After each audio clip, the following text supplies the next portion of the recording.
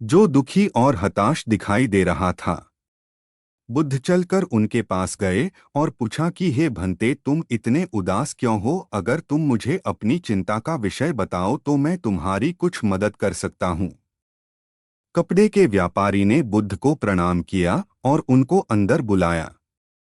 उस व्यापारी ने कहा कि जब से मेरी पत्नी की मृत्यु हुई है, तब से मेरे घर पर मेरे छोटे बेटे की देखभाल वाला कोई नहीं है, इसलिए मैं हमेशा इसको अपनी दुकान पर लेकर आ जाता हूँ। लेकिन मेरी दुकान पर आने वाले हर ग्राहक की पगड़ी को उछालकर फेंक देता है, कभी कभी उनका झोला उठाकर बाहर फेंक देता है। मैंने इसको बहुत समझाया डांटा, लेकिन यह नहीं समझा। इसकी इस हरकतों की वजह से मेरे सारे ग्राहक खुद को अपमानित मानकर वापस चले जाते हैं। बुद्ध बोले, मैं तुम्हारी सहायता कर सकता हूं, पर तुम मुझे वचन दो कि मैं जो भी करूंगा तुम उसमें दखलंदाजी नहीं करोगे, ना ही कोई प्रश्न करोगे। व्यापारी बुद्ध को वचन दे देता है। अगले दिन बुद्ध एक पगड़ी पहनकर आए और एक गाहक की भांति आकर बैठ गए। व्यापारी का बेटा आया और बुद्ध की पगड़ी को उछाल दिया। महात्मा बुद्ध मुस्कराए और कहा, बहुत अच्छा, जाओ उस पगड़ी को वापस लेकर आओ। वह बच्चा दौड़कर गया और पगड़ी लाकर बुद्ध को दे दी। अगले दिन बुद्ध एक कुल्हाड़ी और एक लकड़ी लेकर आए। उस लड़के ने फिर से उस पगड़ी को उछाल दी। बुद्ध ने उस लड़के को कुल्हाड़ी और लकड़ी दे दी और कहा, जाओ इस लकड़ी को काटो। व्यापारी को थोड़ा सा डर लग रहा था कि कहीं उसके लड़के को चोट नहीं आ जाए, लेकिन उसको अपना वचन याद था। 7 दिन तक महात्मा बुद्ध कोई न कोई नया काम लेकर आते और उस लड़के से करवाते। शीघ्र ही वह लड़का भूल गया कि उसको किसी की पगड़ी उछालनी है। व्यापारी बहुत खुश हुआ और बुद्ध को धन्यवाद दिया। मुझे पता है कि इस कहानी का और मन के वश को कोई विशेष संबंध नहीं है, लेकिन पहले आप इस तर्क को समझ लीजिए। अगर हम अपने मन को अपने हिसाब से काम नहीं करवाएंगे तो मन अपने हिसाब से काम करेगा। मन वश में हो सकता है यदि मन को हम अपने अनुसार चलाएं। मन दो तरीकों से, एक, मन अपने हिसाब से काम कर सकता है, या दो, मन को हम अपने हिसाब से काम करवा सकते हैं। बुद्ध से मिलने से पहले उस लड़के का मन और दिमाग अपने हिसाब अनियंत्रित रूप से काम कर रहा था, लेकिन बुद्ध ने उस लड़के को अपने अनुसार काम करवाए, जिससे उसकी आदत ही बदल गई। कांटा लग गया। कांटा इतना तीक्ष्ण था कि चुभते ही रक्त की धार निकलने लगी। बुद्ध के भिक्षु ने रक्त को रोकने के लिए एक कपड़ा फाड़कर बुद्ध के पैर पर बांध दिया। इस घटना को कुछ लोग देख रहे थे जो कि बुद्ध से ईर्ष्या करते थे। उन्होंने बुद्ध से कहा कि हमें तो तुम्हें परमज्ञानी समझते थे, लेकिन दर्द को तुम भी सहन नहीं कर सकते हो। तुम पाखंडी हो और ये हमने सिद्ध कर दिया है। ये कांटे हमने ही बिछाए हैं। इस गांव में तुम्हारा स्वागत नहीं, तिरस्कार होगा। इस गांव में तुमको कोई भिक्षा नहीं मिलेगी।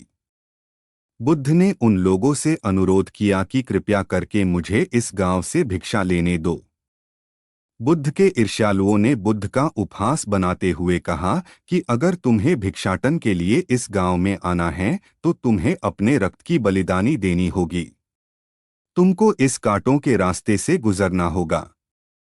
भगवान बुद्ध ने उनकी चुनौती को स्वीकार कर लिया और कांटों के रास्ते पर चलने के लिए अपने कदम बढ़ाने लगे। बुद्ध मुस्कराते हुए कांटों पर चलने लगे। बुद्ध के साहस को देखकर गांव वाले चकित रह गए। कुछ लोगों की आंखें फटी की फटी रह गई। गांव वाले सोचने लगे कि बुद्ध भिक्षा के लिए दूसरे गांव भी जा सकते थे, तो फिर कांटों पर चलकर क्या साबित करना चाहते हैं। गांव वाले बुद्ध के संदेश को इतनी जल्दी नहीं समझ पाए। यहाँ पर बात भिक्षा की नहीं बल्कि जीवन को बदलने की थी। गांव वालों की भीड़ में एक सुमित नाम का युवक था जो बुद्ध पर हो रहे अत्याचार को देखकर द्रवित हो गया। सुमित दौड़कर गया और बुद्ध के पैरों के सामने से कांटे को हटाने लगा। बुद्ध के ईर्ष्यालु सुमित को रोकने लगे और गांव से दाना पानी न देने की धमकी देने लगे। सुमित ने किसी की न सुनी और कांटों को हटाते हुए बोला, हे भगवान, आप इन मुट्ठी भर लोगों के अपने आप को कष्ट मत दीजिए। आप गांव में प्रवेश कीजिए, बहुत सारे लोग आपको भिक्षा देने के लिए आतुर हैं। बुद्ध ने सुमित को अपने आस बुलाया और आशीर्वाद देने लगे। सुमित पीछे हट गया। हे भगवान, आप मुझे छूकर अपने आप को अपवित्र और दूषित न करे। महात्मा बुद्ध ने कहा, तुम अपने आप को दूषित क्यों कहते हो? स्पर्श से कभी कोई भी दूषित नहीं होता है। मनुष्य तो लोभ, लालच, घृणा, ईर्ष्या से दूषित होता है। तुम्हारे अंदर तो प्रेम भरा है, तुम दूसरों का सुख चाहते हो, तुम तो पवित्र हो। बुद्ध के बोल सुनकर कुछ लोग बोले, तुम तो अपने आप को बड़े ज्ञानी कहते हो, तुमको जाति का कोई ज्ञान ही नहीं है, तुम पाखंडी हो। बुद्ध बड़े ही शांत स्वभाव से कहते हैं, मानव से मानव की मानवता छीनना पाखंडी की निशानी है। मुझे पाखंडी बोलकर यदि आपको संतोष मिलता है तो मेरे लिए दुख का कोई विषय नहीं है। कुछ लोग बुद्ध पर बरस पड़े, परंतु यह तो धर्मशास्त्र है, फिर यह पाखंड कैसे हुआ? बुद्ध कहते हैं, हमारी उत्पत्ति इस सृष्टि में हुई है। नदियों का पानी सभी की समान रूप से प्यास बुझाता है। खुले जंगलों की हवा भी भेदभाव नहीं करती है। खुला आसमान हमारे पिता के समान हमारी परवरिश करता है। सृष्टिकर्ता ने भी कोई भेदभाव नहीं किया है। फिर हम इंसान कौन होते हैं भेदभाव करने वाले? मानव मानव में भेद करके अपने संबंधों को बिगाड़ता है।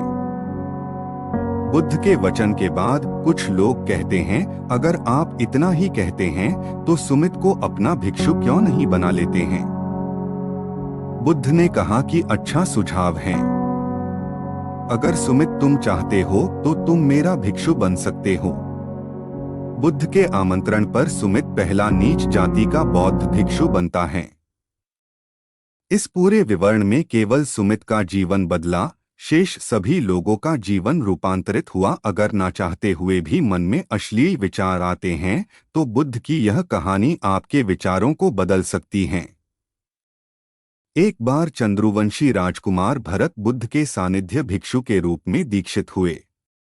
बुद्ध अपने भिक्षुओं को उपदेश देने के साथ साथ उनको भिक्षाटन के लिए भेजते थे, जहां से उनको भिक्षा मिलती। भरत को महात्मा बुद्ध ने भिक्षा लेने के लिए एक श्राविका के घर पर भेजा। भरत रास्ते में चलते हुए सोच रहे थे कि ना जाने आज खाने में क्या मिलेगा। हमेशा महल में खाने के लिए अनगिनत स्वादिष्ट भोजन मिलते थे, लेकिन आज जो भी मिलेगा उसी से काम चलाना पड़ेगा। भरत ने श्राविका के घर पर जाकर भिक्षा के लिए याचना की। श्राविका ने भरत को बैठने के लिए कहा।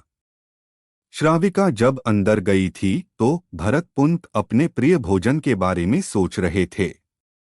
जब श्राविका भोजन लेकर आई तो भरत अचंभित रह गए। भरत अपने प्रिय भोजन को देखकर खुश हो गए। भरत भिक्षा ग्रहण करने लगे। भिक्षा ग्रहण करते हुए भरत सोचने लगे कि उनको हमेशा खाने के बाद कुछ विश्राम करने की आदत है, लेकिन आज उन्हें यहाँ से खाना ग्रहण करने के बाद धूप से होकर वापस आश्रम पहुँचना है। भोजन हो जाने पर श्राविका ने भरत को कुछ समय विश्राम करने के लिए आग्रह किया।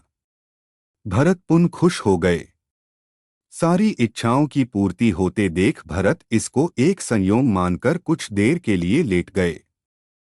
लेटते हुए भरत सोचने लगे कि आज तो सोने को मिल गया, लेकिन मेरे सर पर हमेशा के लिए छत का साया तो मिट गया है। जब भरत सोकर पुनः उठे तो श्राविका ने कहा कि आपको जब तक यहाँ पर रहना है आप यहाँ पर ठहर सकते हैं। अब भरत समझ गए कि ये कोई संयोग नहीं है। श्राविका जरूर मेरा मन पढ़ रही हैं। भरत खड़े हुए। भरत ने श्राविका से पूछा, मुझे क्षमा कीजिए पर क्या आप मेरा मन पढ़ सकती हैं? आप यह सब कैसे कर लेती हैं? श्राविका ने कहा, शुरू शुरू में मेरे लिए ये कठिन था। लेकिन मैंने खुद के विचारों को देखना शुरू किया। शुरू में मेरे विचारों की संख्या अनगिनत थी, पर मैंने अपना पूरा ध्यान उन विचारों पर केंद्रित किया। मैंने बिना पक्ष विपक्ष के अपने विचारों को देखना जारी रखा। धीरे धीरे मेरे विचारों की संख्या कम होती गई।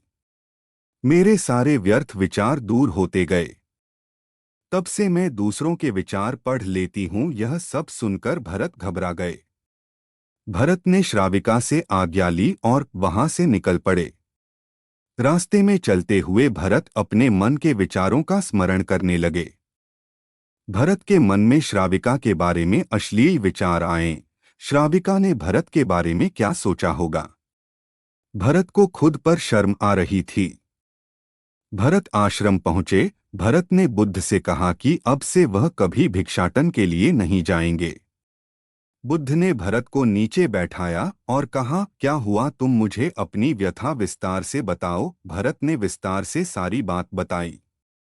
भरत की बातों को सुनकर बुद्ध ने कहा कि आज से 7 दिनों के लिए श्राविका के घर पर भिक्षा के लिए तुम ही जाओगे। लेकिन तुमको कुछ बातों का ध्यान रखना पड़ेगा।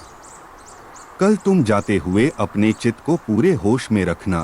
तुम्हारे अंदर कौन से विचार उठ रहे हैं, उन पर ध्यान केंद्रित करना। होशपूर्ण और जागृता के साथ ध्यान करना कि कौन सी वासना तुम्हारे भीतर उठ रही हैं। इन सभी का ध्यान करते हुए जाना और फिर मुझसे विचार विमर्श करना।